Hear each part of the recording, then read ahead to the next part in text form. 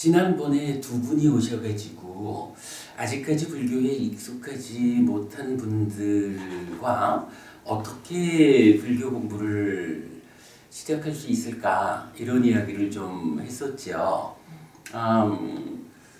오늘부터 우리가 업에 대한 이야기를 공부하자라고 지난번에 의논을 했어요. 뭐 업이라고 하는 거가 물론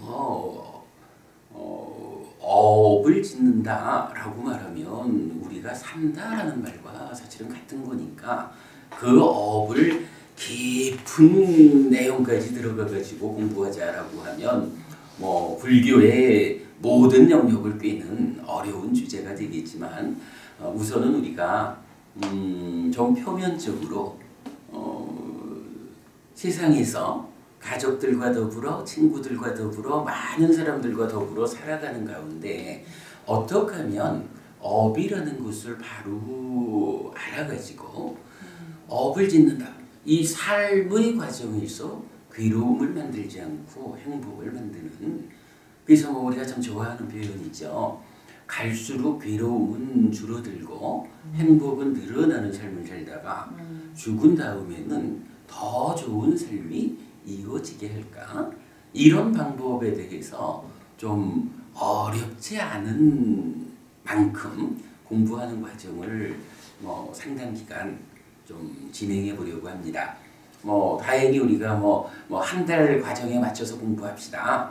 이런 제한 없이 필요한 만큼 진행해 보자라고 한다면 이런 주제 어떻게 하면 우리가 이렇게 갈수록 행복해지는 삶을 살아낼 것인가 라는 주제와 관련한 부처님 말씀의 많은 이야기를 형편 닿는 데까지 한번 진행해 보자.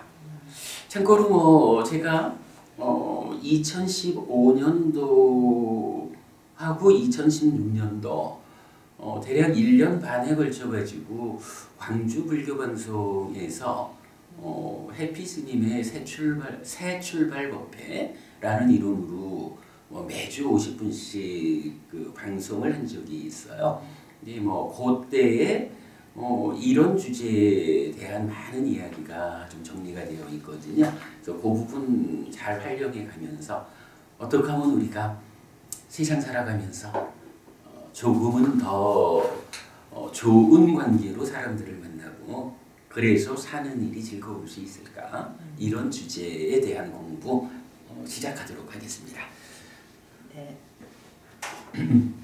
자, 먼저 부처님에 대해서 좀 알아야 되겠는데요.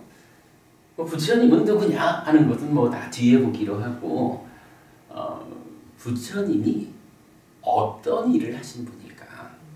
라는 것을 말해 볼게요. 경전에서는 부처님의 이런 말씀이 소개되어 있어요. 은세 부부님, 저기 부처님이 어떤 일을 하신 분일까요? 부처님이요?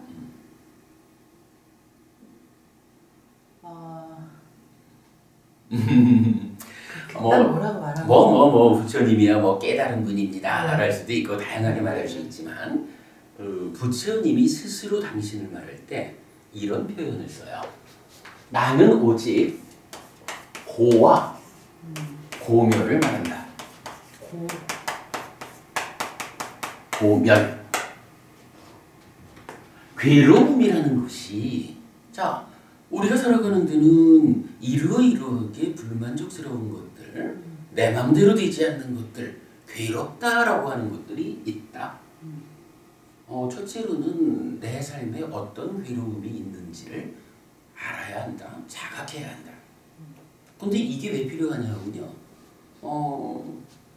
예를 들어서 요즘 그 암 환자가 있으면요.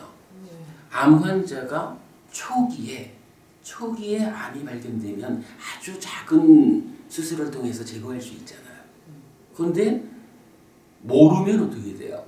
이것이 쌓이고 쌓여가지고 나중에 말깁니다. 이때 돼서 발견이 되면 꼼짝도 못하고 죽잖아요. 안다라고 하는 것은 알기 때문에 그것의 문제를 해소할 수 있다. 이것이 연결되는 거잖아요. 그래서 우리가 살아가는 데는 어떠한 괴로움이 있을까?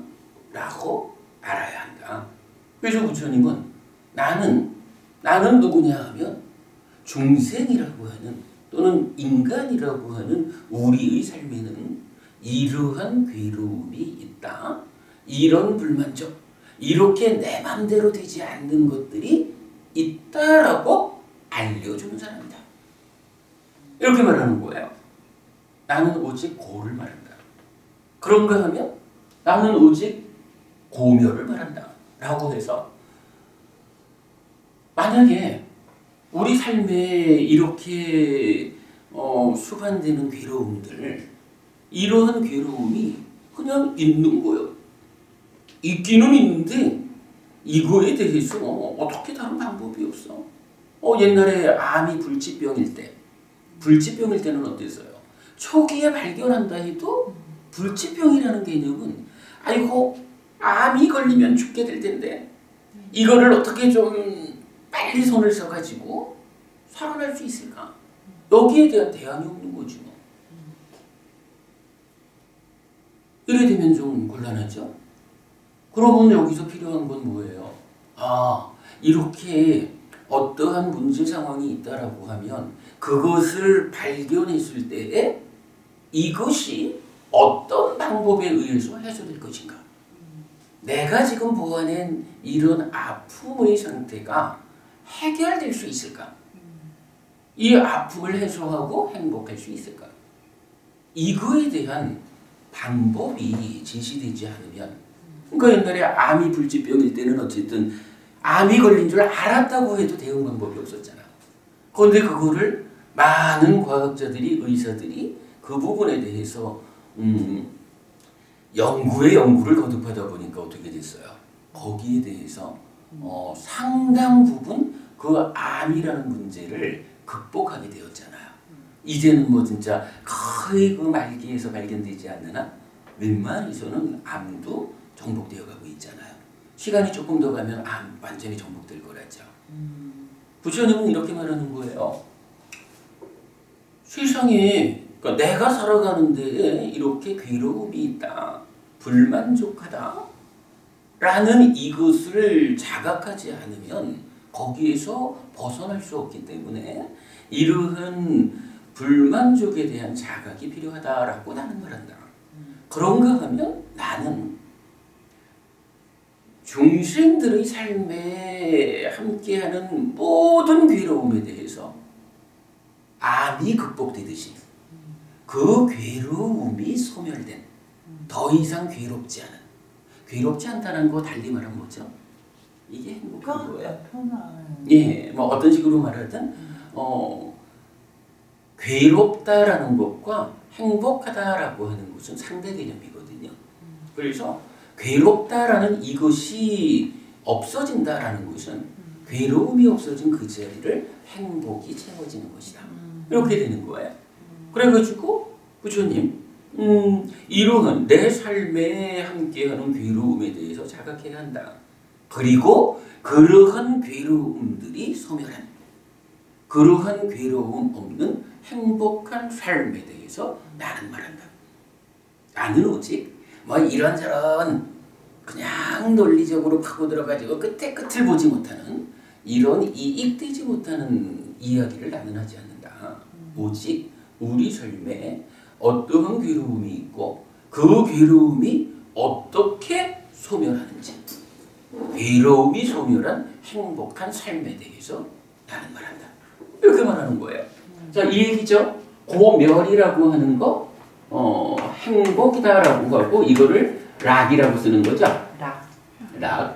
그래서 뭐 만약 이만한 어떤 공간이 있다면 이 공간에 괴로움이라는 것과 괴로움이 소멸했다라고 하는 락이라는 것이 서로 힘겨루기를 하는 거예요. 삶의 질이 낮은 사람, 낮은 질로 사는 사람은 뭐예요? 괴로움이 그만큼 많이 차지하고 있는 거예요. 삶이 향상한다. 좀 높은 질의 삶을 산다라는 건 뭐예요? 행복이 괴로움을 밀어내고 행복이 내 삶을 가득 채우는 이런 것이 높은 수준의 삶이지요. 그래서 부처님은 나는 오직 고와 고멸을 말한다. 자, 중생이라는 우리에게는 이러한 괴로움이 있다. 그런데 이 괴로움이 사실은 반드시 괴로워야 되는 손볼 수 없는, 대응할 수 없는 어떤 것이 아니다. 이 괴로움은 소멸하는 것이다. 괴로움이 소멸하는 만큼 행복한 삶이 나에게 실현되는 것이다. 그런데 여기서 이제 한 가지 또 좀 눈여겨봐야 될 거는 이 괴롭다라고 하는 거, 결국 이 얘기는 뭐예요? 내가 보는 만큼의 괴로움에 대응해가지고 그 괴로움이 소멸한 만큼의 행복을 누리는 거죠. 그러면 이 괴로움이라는 게 부처님이 말하는 괴로움은 얼마만큼의 괴로움일까? 혹시 부처님이 사실은 우리한테 100이라는 괴로움이 있는데 그 중에 한 50 정도를 모아가지고 자, 내가 보니까 한 50 정도의 괴로움이 있거든. 이 괴로움을 소멸하는 삶, 괴로움이 소멸하는 행복한 삶. 어떨 거면 50이라는 괴로움을 소멸할 수 있을까? 내가 이거 말하는 거야. 이렇게만 그래. 그런다면 부처라고 불리지 않을 거예요. 부처는 우리 삶에 따르는 괴로움을 100% 아는 거예요. 100% 고에 대해서 자각하는 거예요. 그리고 이 100%의 괴로움을 소멸시킨 거예요. 괴로움 어떤 게 있을까요? 괴로우며? 나는 미워하는 마음이 괴로워. 그래, 미워하는 것도 괴로운 거죠. 저기 법우님 생각에는 어떻습니까? 사시는 가운데 제가 질문을 다시 할게. 살아가는 동안에 내가 정말 이런 괴로움만 없으면 정말 좋겠어. 이거는 나한테 가장 아픈 괴로움이야. 이렇게 말할 수 있는 건 뭐가 있을까요? 사람과 사람 사이에 소통이 안 되는 거. 마음과 마음이 안 통할 때. 그렇죠. 그게 그렇게 힘들었어. 맞아요. 그게 굉장히 힘든 일이거든요. 그거 극복하는 방법이 필요해요. 그거 극복하는 방법 부처님이 알려주거든요. 근데 사실은 부처님이 말하는 가장 아픈 일은 무엇일까라고 하는 거는 그것보다 더 넘어선 게 있어요. 이게 소통이라고 하는 거는요, 어쨌든 나와 너의 이야기거든. 나와 너의 이야기를 푸는 거는 사실은 공부의 입장에서 보면 안 어려운 거야. 우리 지난번에 말했지만 그대가 행복하기를 하는 마음으로 가득하고 그대가 아프지 않기를 하는 마음으로 내 마음을 가득 채우면 나와 너의 소통의 문제는 사실은 쉽게 풀어질 수 있어요. 근데 그것보다 더 어려운 진짜 백이 아픔은 어떤 게 있냐면요. 앞으로 얼마나 더 사실 거예요. 앞으로 얼마나 더 사실 거예요. 그래요? 안 죽어봐도 모르지만 모르는 일이지만 나이가 있으니까 죽은 사람보다는 짧다는 거예요. 그래요. 그건 뭐 보편적으로 아시겠죠. 그러면 그러니까 하여간 젊은 사람들보다는 빨리 죽어야 한다는 거네. 죽는 일은 아픔인가요? 괴로움인가요? 근데 두려워 죽음이라는 건. 사실은 모든 생명 가진 자에게 가장 커다란 고통, 지금 잘 말씀하셨어요. 가장 커다란 두려움, 이게 죽음이야. 죽는다는 거. 요거 이제 한자로 사라고 쓰잖아요. 네. 살아가는데 아주 많은 불만족 괴로움이 있지만 그 중에 가장 큰 것은 뭐니 해도 부모님 몇십 년 전에 아주 미인이셨을 것 같아. 지금도 미인이셔요.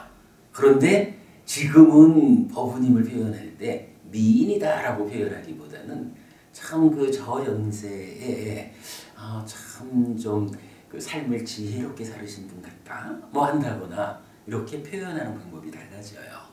근데 부부님 지금 삶을 잘 살아가지고 이렇게 연배에 어울리는 좋은 모습을 갖고 있다 라고 해도 그래도 부부님 한 30-40년 전에 그 젊고 예쁜 모습으로 돌아갈 수 있다면 돌아가시겠어요? 뭐 어렵게 생각할 거 없어. 사실은 뭐 갈 수 있으면 가는 거지 뭐. 젊고 예쁜 모습으로 갈 수 있다고. 그럼 갈 수 있으면 가는 거지 뭐. 그게 안 되니까 문제지.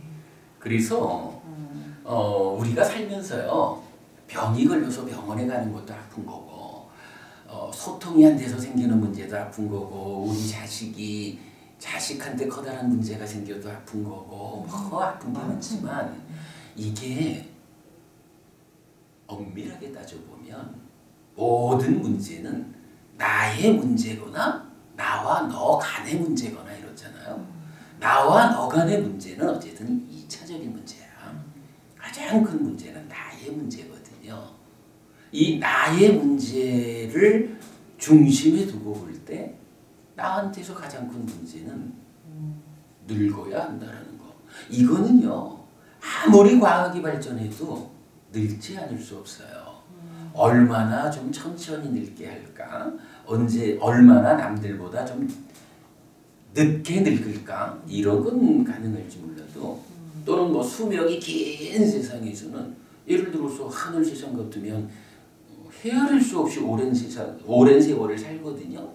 그러나 그들한테도 세월이 흘러가면 늙는 거거든. 그 늙는다라고 하는 이것은 살아있는 자라면 누구나 가지는 괴로움이에요. 불만족이야. 누구나 다 청춘으로 살고 싶은 거거든.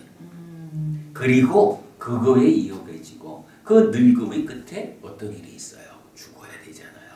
죽는다라고 하는 것은 내 삶의 끝인데 뭐. 죽는다라고 하는 것은 어떤 존재든지 나는 죽기 싫어요 하고 끝까지 붙잡고 매달리는 이 생명이라고. 그거 놓치는 게 죽는 거거든요. 괴롭다라고 하는 것은 살아가면서 나의 문제 또는 나와 너의 관계의 문제 아주 많지만 그 모든 괴로움의 가장 끝에 그야말로 100% 괴로움의 100% 자리에 있는 그 끝에 있는 거는 죽는다라는 거하고 늙는다라는 게 있는 거예요.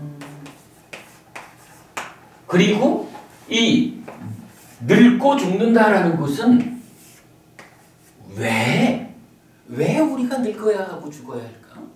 이렇게 보면 여기에 대답이 아주 단순해요. 태어났기 때문에. 태어났기 때문에 늙고 죽는다라는 이 얘기는 뭐냐 하면요. 이거 뭐 말 같지도 않잖아 어찌 보면. 근데 이거는요. 역으로 봐야 돼요. 태어났다라고 하는 그 상황이 되면 늙지 않을 수 없고 죽지 않을 수 없다라는 거야. 이게 아니 늙고 죽는 게 태어났기 때문이다라고 하면 뭐 그 당연한 거 아무것도 아니지. 그러나 사실은요 그 당연함 가운데에 진리가 있는 거죠. 거꾸로 봐야 되는 거예요. 태어난 사람 쳐놓고 태어난 자 쳐놓고 늙지 않는 자 죽지 않는 자가 없는 거야. 우리 역사상으로도 진시황 같은 사람이 불로조를 찾아가지고 그렇게 뭐 결국 못하고 죽잖아요. 네. 심지어는요 부처님도 죽잖아요. 부처님도 깨달은 자여서 늙고 죽어야 하는 이런 중생의 삶으로부터 벗어났지만 그러나 깨달아서 벗어났다라는 그 부처의 존재하고 그 부처 되기 이전에 인간 몸으로 태어난 요 상황하고가 차별되잖아요. 그러니까 부처님이 100% 고멸을 실현해서 이러한 늙고 죽는 일에까지도 벗어났다라고 하는 이거는 이 몸으로 태어나서 살아가는 가운데에 깨달음을 성취했다. 요거랑 차이가 있는 거예요. 일단 태어났기 때문에 인간으로 태어났다라는 이 하나의 조건 때문에 부처님도 늙고 죽는 거예요. 왜? 그 몸이 가지는 특성 때문에. 그런데 부처님은 어때요? 자, 여기서 중요한 게 우리는 늙고 죽으면 죽었다라는 것 때문에 다시 태어난다고. 죽어서 다시 태어나는 걸 뭐라 그래요? 윤회라고 하죠. 우리 같은 사람들은 아직까지 아는 일이 부족하고 그 알았기 때문에 소멸하는 일이 부족해가지고 죽었다라는 이후에 삶의 과정이 이끄는 힘에 의해 가지고 다시 어딘가에 태어나요. 태어나면 어떻게 돼요? 태어남을 조건으로 늙어 죽는 일을 반복하잖아. 이게 윤회하는 삶이거든. 그죠? 근데 부처님이 우리하고 다른 건 뭐냐 하면 부처님은 태어났기 때문에 늙고 죽는 이 과정에서 100% 아는 일을 실현했다고요. 100% 알아가지고 100% 그거를 소멸했다고요. 이러한 상황이 되면 여기서는 다시 태어나는 일이 없다고. 그래서 죽음 이후에 태어나지 않는 상태. 이게 아라한이라고 부르고 부처님의 상태예요. 좀 다르죠. 자, 그래서 이런 내용을 가지고 보면 이제 부처님이 나는 오직 고와 고멸을 말한다 라고 할 때 이 괴로움이 얼마만큼이냐 50%쯤 알아가지고 얘기해갖고는 부처라고 불릴 수 없다.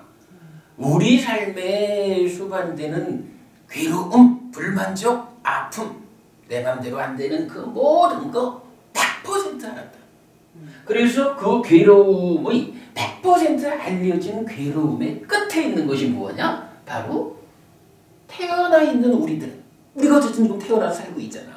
태어나 살고 있는 우리는 늙어야 하고 죽어야 한다는 이것은 벗어날 수 없다. 이것이 가장 밑바닥에 있는 100%의 백의 자리에 있는 괴로움이다. 그래서 이것까지를 소멸한 그런 부처님은 바로 죽은 이후에 다시 태어나지 않음을 통해서 늙어야 하고 죽어야 한다는 이런 아픈 삶을 최후의 괴로움까지 뿌리 뽑았다. 이렇게 되거든요. 부처님은 고멸의 과정을 통해서 그러면 다시 환생을 안 하기 때문에 죽음 늙음이 반복되지 않는다는 결론이네요. 그렇습니다.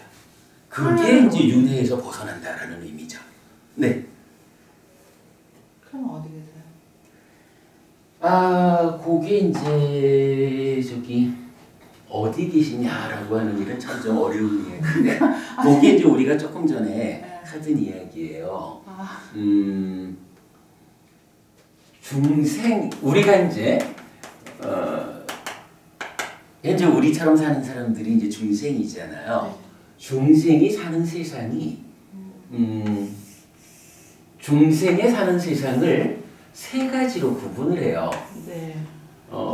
아까 말했던 거죠. 욕계, 색계, 무색계라고 하는 세상이 있거든요. 그리고 색계, 무색계라는 요 두 가지 세상은 아까 제가 존재를 오롯이 드러낸다 이런 얘기했죠. 여기를 존재의 삶이라고 말하는 거예요. 그리고 욕계라고 하는 세상 뭐예요? 좋은 거 내 거 하는 요거라 그랬죠.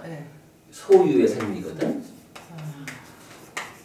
요 얘기는 그냥 참고로만 알아두셔요. 아직까지 이 얘기가 좀 어려울 수는 있지만 그래도 중생들의 삶이 그러니까 우리와 같은 중생의 삶이 어떻게 돼 있을까? 자, 어쨌든 요게 중생의 삶.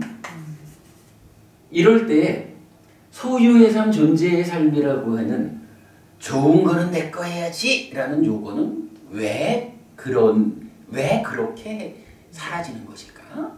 그 다음에 소유는 넘어서서 이 귀한 나와 너 존재 대 존재로의 삶을 사는 이런 상태도 왜 이 존재가 불완전해서 아픔이 있을까? 라는 점이죠. 거기에 대해서 경전은 탐, 진, 치라고 하는 탐이라고 하는 게 뭐냐 하면 좀 좋은 거는 이건 내 거 해야지. 좋은 거는 붙잡는 거야. 요걸 탐이라 그래요. 진이라고 하는 것은 나쁜 거, 싫은 거는 밀쳐내는 거야. 근데 사실 그렇지 않겠어요? 우리가 살면서 정말로 좋은 게 있다면 그 좋은 거와 함께 살아가는 게 좋지요. 붙잡아야지 뭐. 안 좋은 게 있다고 하면 그 안 좋은 것과 우리가 굳이 더불어 살 이유가 있나요? 아니요. 우리가 사실 행복하다라는 것은 락이라고 하는 이 행복한 상태와 함께하는 삶을 만드는 게 좋은 거고, 괴롭다라는 이러한 삶과 떨어지는 그와 함께하지 않는 삶을 만드는 게 좋은 거잖아요.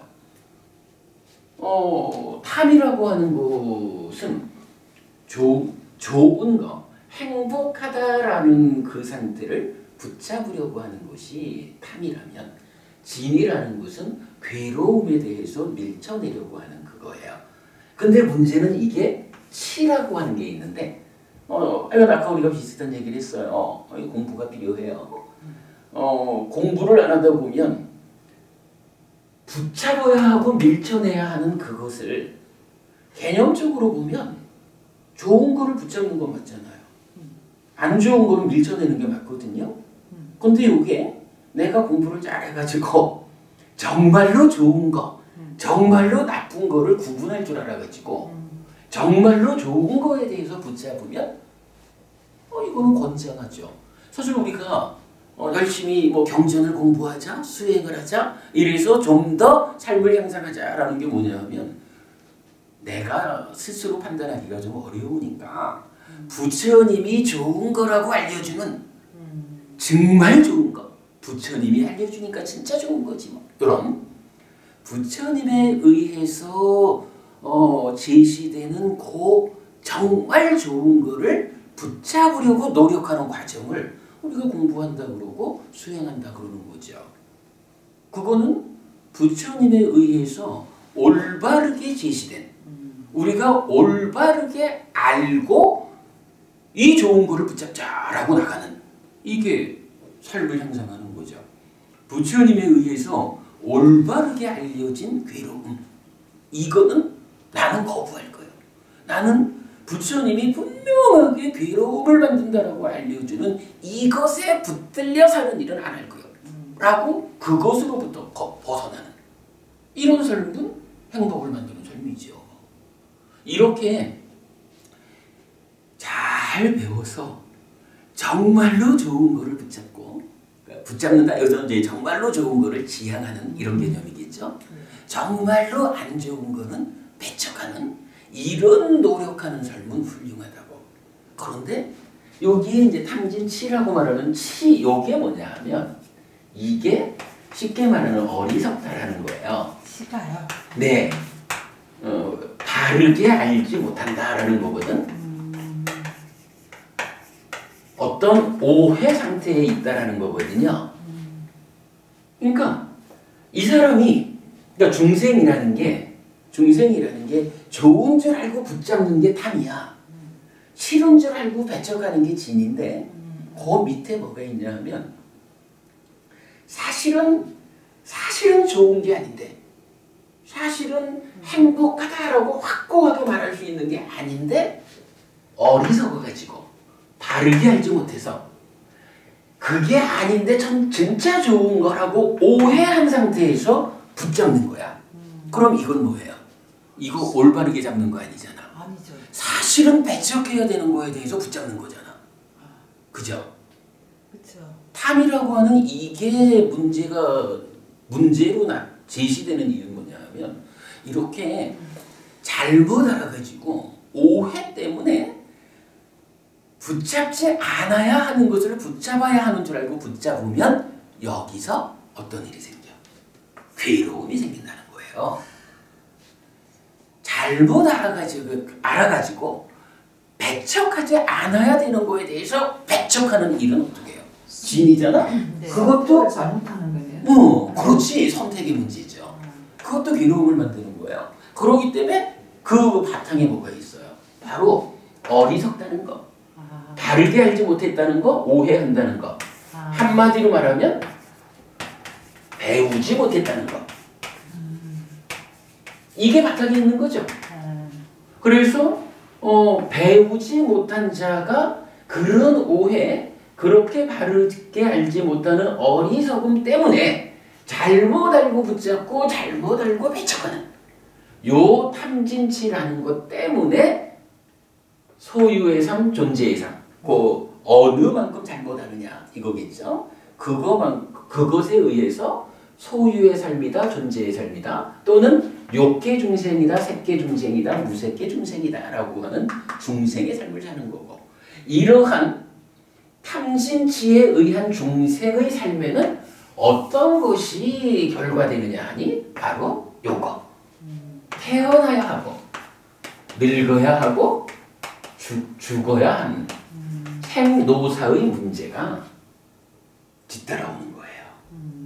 그래서 이러한 것이 중생의 삶이고, 바로 배우지 못함에 의해서 생겨나는 탐진치 때문에 생노사라고 하는 윤회하는 삶을 사는 것이다. 이럴 때에 이제 지금 이제 이 질문 하셨잖아. 이제 다시 태어나지 않기 때문에 윤회에서 벗어난 부처님 어디 계실까? 이 참 어려운 질문인데, 불교 공부는 아까 이제 법우님 말씀하셔서 제가 그 얘기했잖아요.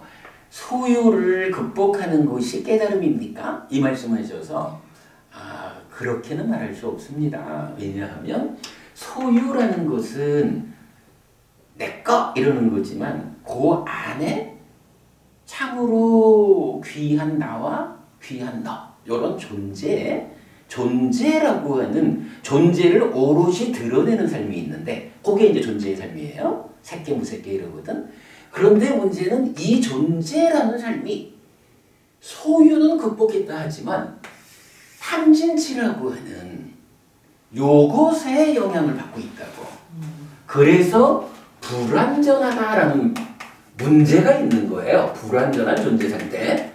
불완전한 존재 상태이기 때문에 윤회를 반복한다고. 그럼 이럴 때 부처님 깨달음이라는 것은 단지 소유를 극복한 요거 갖고는 안 되고 존재의 불완전을 극복한. 그래서 이제 불교에서는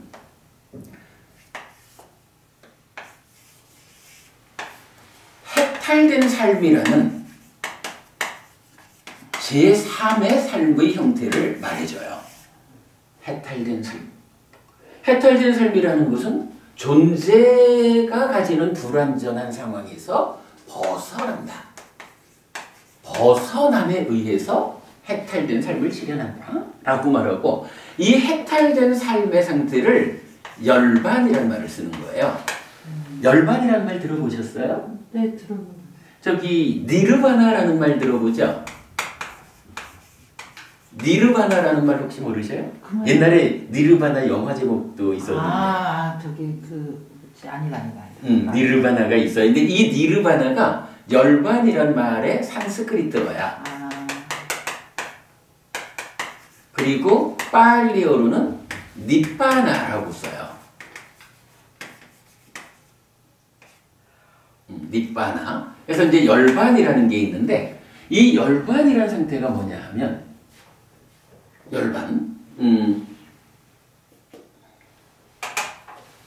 열반은 여러 가지로 정의가 되지만 대표적인 열반의 정의는 1. 존재의 소멸. 존재의 소멸이라는 건 무슨 얘기냐 하면 존재 자체가 불완전한 존재잖아요. 이 불완전 상태가 해소됐다는 거야. 존재라는 말 자체가 불완전한 존재 상태를 의미하기 때문에 이 불완전한 상태가 해소되면 어떻게 돼요? 불완전하다라고 말하는 존재는 없는 거잖아. 네. 그 불완전한 존재가 소멸한 상태, 그걸 열반이라고 해요. 그리고 대표적인 또 하나의 표현은 탐진치의 부숨. 탐진치가 부수어진 상태다. 이렇게 말을 해요. 그럼 탐진치가 부수어졌다는 건 뭐예요? 탐진치가 뭐냐 하면 배우지 못해가지고 어리석어가지고 바르게 알지 못하는 그 오해 때문에 잘못 붙잡고 잘못 밀쳐내는 거잖아. 네. 요게 부서졌다라는 얘기인 거예요. 이제 바르게 배워가지고 바르게 배우니까 어리석음이 현명함이 되죠. 지혜로움, 현명함 이러고 바르게 알게 되죠. 배우지 못했다는 것은 그러면 구체의 가르침을 배우지 못하는 거로 이렇게. 물론 그렇습니다. 이제 여기서 말하는 배우지 못한 배움 이거는 뭐 초등학교만 요새 왜 그 말도 있잖아요. 7살인가만 돼도 평생 살아가는 법은 배운다 하대. 그 유치원에서도 유치원만 나와도 그 콩나물 사고 거스름돈 받는 그래서 평생 살아가는 방법은 다 익힌다는 거잖아요. 그런데도 불구하고 우리가 대학을 가고 더 높은 과정을 공부하는 이유는 뭐냐 하면 삶을 얼마나 내가 높은 질의 삶을 살 것인가 이걸 위한 나의 투자잖아요. 여기서 마찬가지 배우지 못함 이거는 바로 이 중생이라는 영역에서 벗어나서 해탈된 삶으로 나아가는 이 영역을 사실은 의미하는 거예요. 근데 뒤에 우리가 좀 더 봐야겠지만 이런 지금 이제 말씀하신 부처님 가르침, 부처님께서 말하는 고와 고멸, 어떠한 종류의 괴로움이 있고 어떤 방법에 의해서 그 괴로움들이 소멸할까? 그래서 괴로움이 소멸한 상태로의 열반 이런 상태를 부처님이 가르쳐주는 대로 배워서 알아야 되죠. 그걸 모르면 대학을 나와도 박사가 돼도 그 박사의 삶이 소유의 삶을 극복했다고 할 수 있을까요? 좀 드물죠. 소유의 삶을 극복했다. 정말 성자가 되었다라고 말을 해도 그 성자가 이러한 탐진치라는 불완전함으로부터 벗어났다라고 말하기는 어렵죠. 그래서 정확한 지적입니다. 여기서 배우지 못하면 부처님 가르침. 부처님 가르침 이거 달리 말하면 뭘까요? 이 말을 달리 하나의 단어로 표시하면 어떤 말이 있을까? 진리라는 거지. 진리라는 거 달리 말하면 세상의 이치라는 거예요. 원리라는 거예요. 세상이라는 게 세상이 돌아가는 이치가 있어요. 세상이 돌아가는 어떤 원리가 있어. 이건 뭐 창조주 하나님 브라흐마 이래가지고 창조되는 것도 아니고 그냥 우리들이 살아가는 세상은 이러한 세상 가운데 어떻게 살아가면 괴로움이 생기고 어떻게 살아가면 행복이 생기는지 이런 이 세상에 적용되는 누가 만든 것도 아니고 그냥 산다는 거 세상 자체가 그러하다라고 말하는 진리 세상의 이치라고도 원리라고도 하는 그게 있거든요. 그게 부처님 가르침이거든요.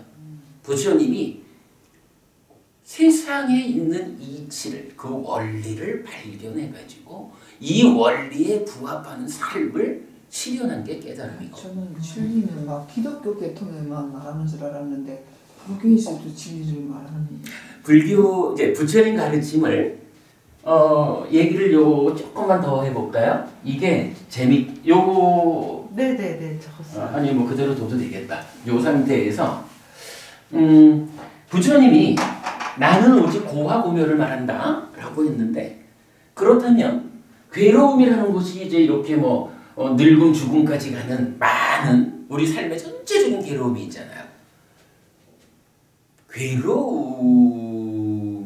괴로움을 자각하자. 이것이 괴로움이다 라고 한다면 사실은 여기에 필요한 게 하나 있어요.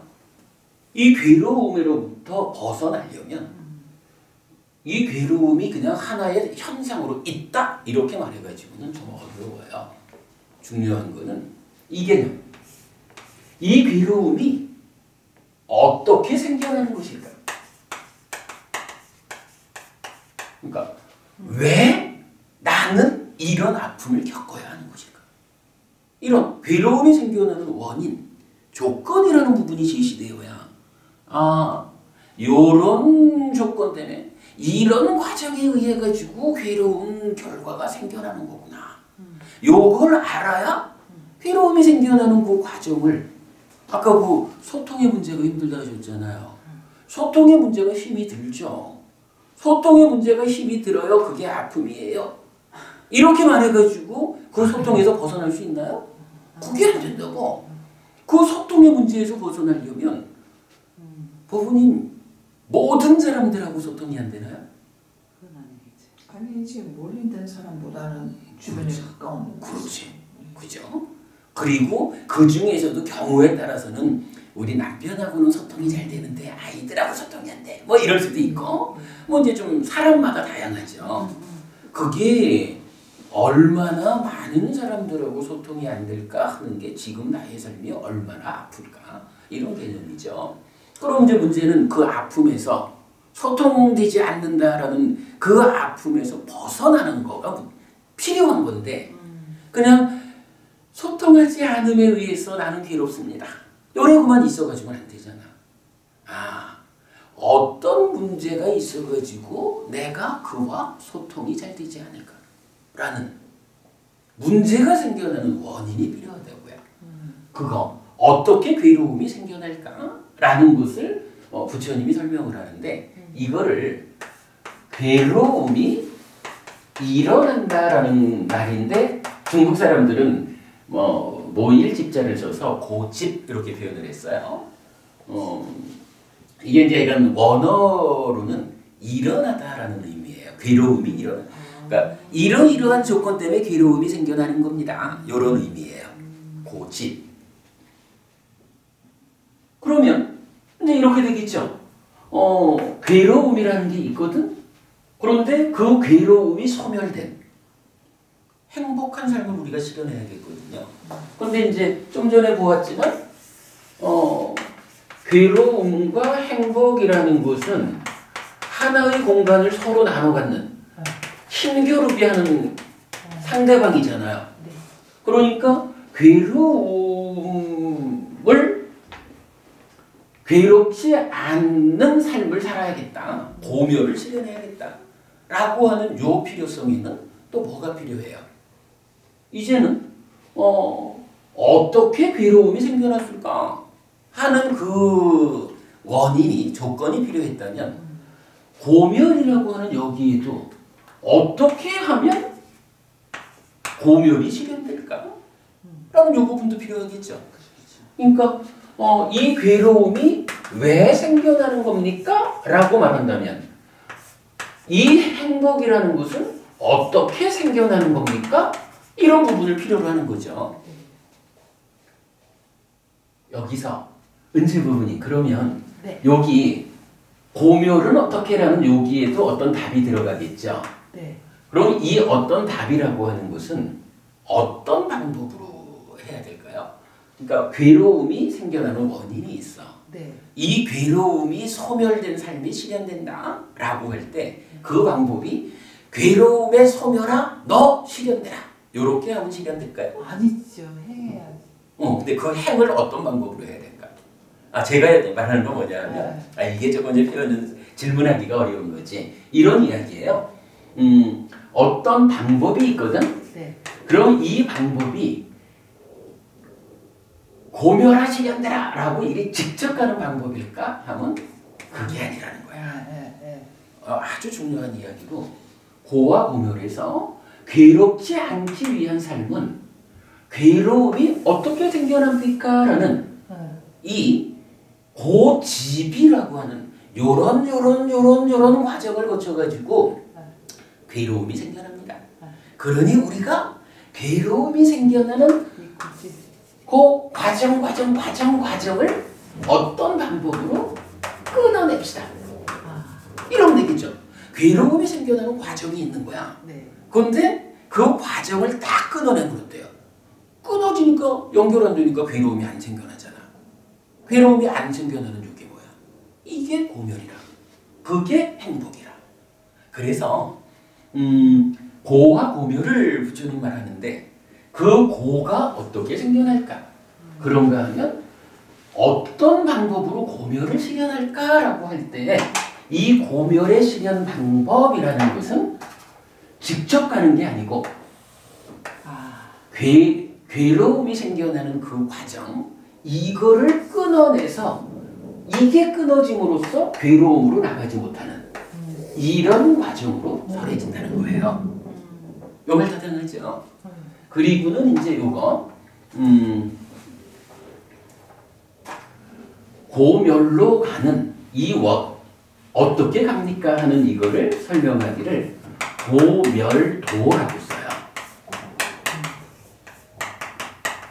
이때 도라고 하는 이 말은 그건 뭐 저기 뒤에 설명이 필요하지만 실천이라는 의미를 갖는 단어예요. 고멸로 가는 실천 이런 개념. 근데 고멸의 실천이 어떻게 되느냐 하면 직접 가는 게 아니라 고집에 그 괴로움을 생겨나게 하는 조건관계를 해소하는 일을 통해서 고멸이 실현된다. 그래 되거든요. 그럼 이제 요거를 이렇게 4개를 써놓고 보면 어때요? 고집, 고멸, 고멸도라고 하는. 자, 처음에는 부처님이 나는 오직 고와 고멸을 말한다 라고 하는 이게 불교 안에 가장 그러니까 불교의 출발을 알리는 명제예요. 부처님이 나는 오직 고와 고멸을 말한다. 내가 사랑하는 나의 제자들한테 알려주는 것은 오직 잘 보아라. 그대들의 삶에 이러한 아픔이 있다라고 자각해야 한다. 100% 자각해라. 그리고 그러한 괴로움이 해소된 삶이 있다. 100% 해소된 열반이 있다. 이걸 알려주는 게 뭐 따지면요, 우리 복음이란 말을 하잖아요. 아까 그 진리라는 말이 기독교인나 있는 줄 알았다 이 말씀하셨는데 복음, 복된 말씀. 이거 보면요, 저는 불교야말로 진정한 복음이다 이렇게 말을 하는데 그렇잖아요. 일체의 괴로움이 소멸한, 그래서 생로병사하는 윤회까지도 벗어난 이런 해탈된 삶 열반이 실현되고 그 열반에 부처님이 나만 간 게 아니라 내가 가르쳐주는 대로 잘 따라오면 그대들도 이런 완전한 행복을 실현할 수 있다. 이렇게 완전한 행복이 실현되는 길을 가르쳐주는 이러한 말씀이 이게 복음이 아니면 그죠? 선구자신의 그런 그럼요. 부처님이 선구자지요. 이게 바로 복음이라. 그래서 불교는 복음의 종교야. 자, 그럴 때 이렇게 이제 고와 고멸이라고 하는 불교의 대명제가 지금 우리가 이제 접근해 본 거지만 이렇게 괴로움을 자각해라. 괴로움이 소멸된 삶이 있다, 실현된다. 내가 실현했다. 이것만 갖고는 그래도 또 좀 부족함이 있죠. 무언가 중생들에 맞는 조금 더 확장된 일을 필요로 하잖아. 그럴 때 필요한 게 뭐예요? 그렇다면 이 괴로움이 어떻게 생겨나는 것일까? 괴로움이 생겨나는 원인, 조건, 그 과정. 이게 이제 고집이라는 단어로 설명이 되는 거예요. 그리고 거기에 자, 괴로움을 생겨나게 하는 원인, 조건, 과정을 해소하자. 그럼으로써 고멸을 실현하자라고 하는 괴로움의 소멸을 이게 정확하게는 고멸로 이끄는 실천 이렇게 번역되는 용어예요. 고멸로 이끄는 실천. 그래서 고멸도 이렇게 4가지가 나오거든. 요거 그냥 이제 제대로 말하면 고집, 고멸, 고멸도 이렇게 4가지를 쓰고 요걸 좀 압축해서 부를 때는 고집, 멸, 도라고 그냥 이렇게 줄여서 말을 해요. 그리고 요 고집멸도라는 요거를 부르는 교리 용어가 있거든요. 그게 뭐냐 하면 사성제라고 불러요.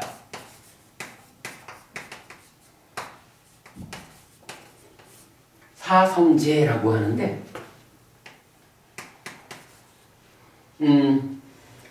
4가지 성스러운 진리야. 4 네 가지 성스러운 진리. 여기서 사자라고 하는 게 원어가 나오는데 사자라는 말이 뭐냐 하면 진리라는 말이에요. 그러니까 네 가지 성스러운 진리. 사자 SACCA. 이게 이제 빨리어에서 발음이 좀 달라요. 그러면 이제 고부님 여기서지 배우지 못해서 생겨나는 모든 문제를 배움을 통해서 했을 때 이 배움, 진리, 세상의 이치, 원리 이럴 때 진리라는 말이 불교에도 있습니까? 하고 놀라워하셨는데 사실은 불교가 그래 이렇게 복음의 원조기도 하지만 진리라고 하는 말을 이미 부처님이 나의 가르침 해서 사성제 네 가지 성스러운 진리라고 써요. 그리고 불교 안에서 또 주목할 건 그래. 불교 안에서 진리라고 구체적으로 언급되는 내용은 딱 요거 하나예요. 고집, 고멸, 구멸도, 고집멸도, 사성제라는 요것이 불교 안의 유일한 진리고 이때에 이제 고집멸도가 각각이 무엇냐라고 하는 것을 이제 상세히 설하는 게 이제 전체적인 불교인 거예요. 대표적으로 고집성제 요거는 가래라는 거로 나오기도 하고 12연기로 나오기도 하고 그래요. 그게 가래라는 거야. 네. 그리고 고멸도라는 것은 8정도의 실천 이래서 8가지 바른 길이 있어요. 그래서 불교 안에서는 괴롭다, 괴로움이 소멸한 열반이다. 괴로움의 원인으로 가래 또는 12연기, 괴로움의 소멸을 위한 길이고 실천으로 8정도. 요게 불교 안에 가르침의 근본을 이루는 거예요. 요 4개를 합해가지고 불교 안의 유일한 진리, 고집멸도, 사성제 이렇게 나타나요. 불교 안에 이렇게 진리가 있어요. 불교는 진리고 복음이고 그래요. 자, 이렇게 이제 고와 고멸이라는 부분을 설명했습니다. 원래 제가 생각은 고와 고멸 요 얘기를 간략하게 말하고 나서 그렇다면 고와 고멸이 그러니까 2가지 측면인 거죠. 내가 살아가는데 괴롭게 살 것이냐 행복하게 살 것이냐 요 차이란 말이에요. 그러면 어떻게 살면 괴로움이 생겨나고 어떻게 살면 행복이 생겨날까? 그게 이제 따지면 어떻게 살면 괴로움이 생겨나고 어떻게 살면 행복이 생겨날고 요거죠. 네. 딱 요런 개념을 간략히 소개한 상태에서 여기서 그러면 고집 고멸도 이렇게 어떻게라는 이 말이 어떻게 살면 이렇게 됐잖아. 네.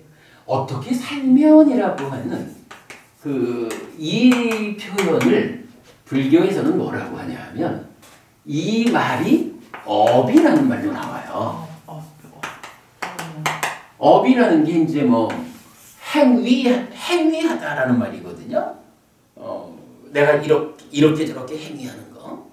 몸으로도 행위하고 말로도 행위하고 마음으로도 행위하고 이런 거예요. 그래서 불교가 어떻게 살 것이냐라고 업을 말하는데 그 업의 결과로 배우지 못한 상태로 업을 지으면 괴로움이 생길 거고 잘 배운 상태로 업을 지으면 행복이 생길 거고 이렇게 말해지겠죠. 이러한 업이라는 개념을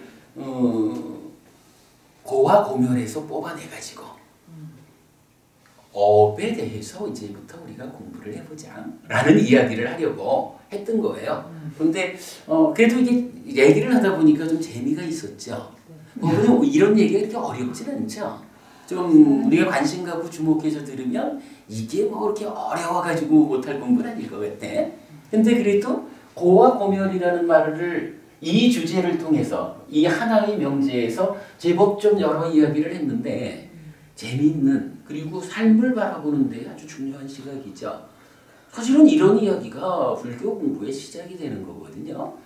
근데 뭐 이제 그 얘기를 하다 보니까 제가 여기서 뽑아서 업으로 가가지고 업에 대한 이야기로 드린 경전을 좀 같이 보면서 얘기하려던 시도는 다음 주. 근데 참 다음 주 설이죠.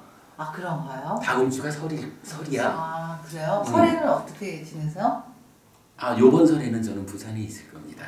왜냐하면 제 법회 스케줄이 수요일까지 부산에 있는데 목요일부터 연휴잖아요. 맞아. 그러니까 요번 설은 부산에 있을 겁니다. 할 수 없잖아.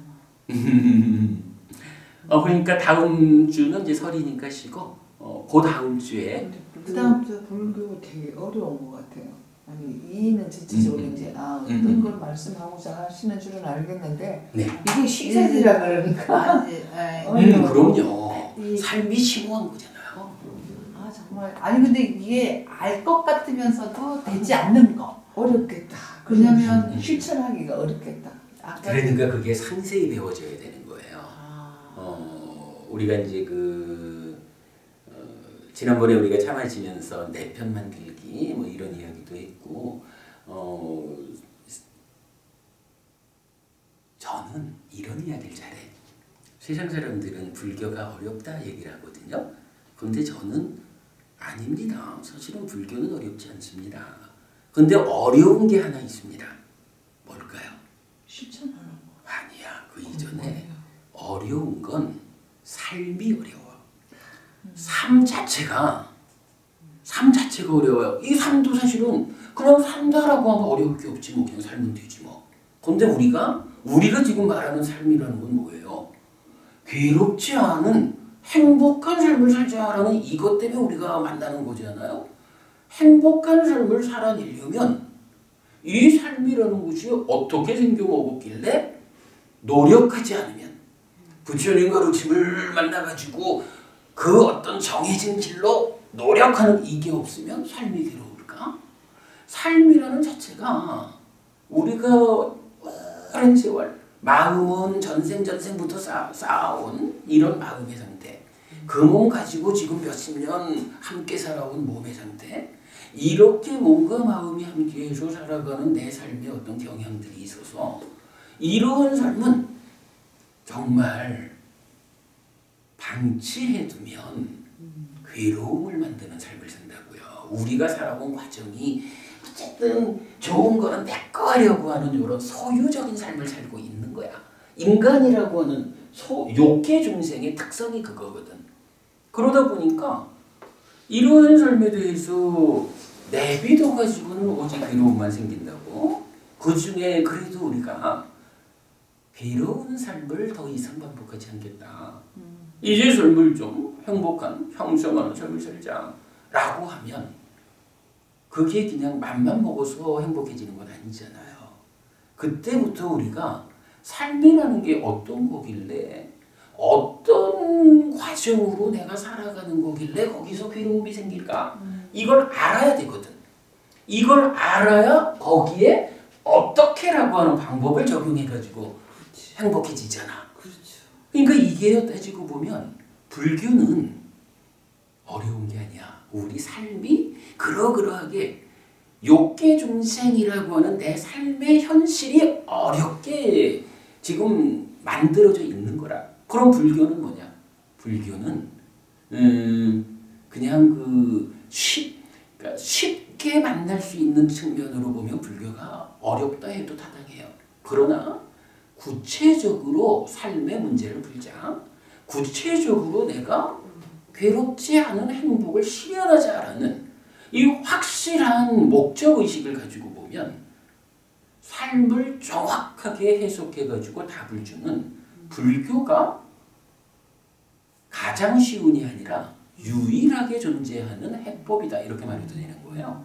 그래서 불교가 어려운 게 아니라 삶이 어려워.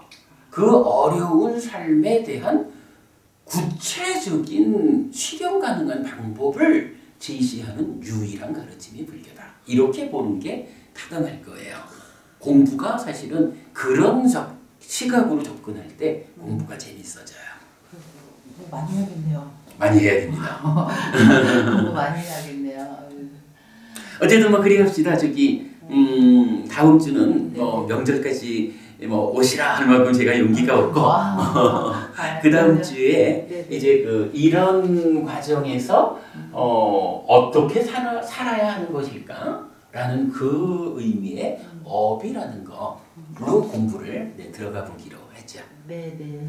자, 제 할 말은 다 했는데 뭐 저기 필요하신 말씀 있으면 제가 답변해드리고 아니면 이제 마치고. 네네네네.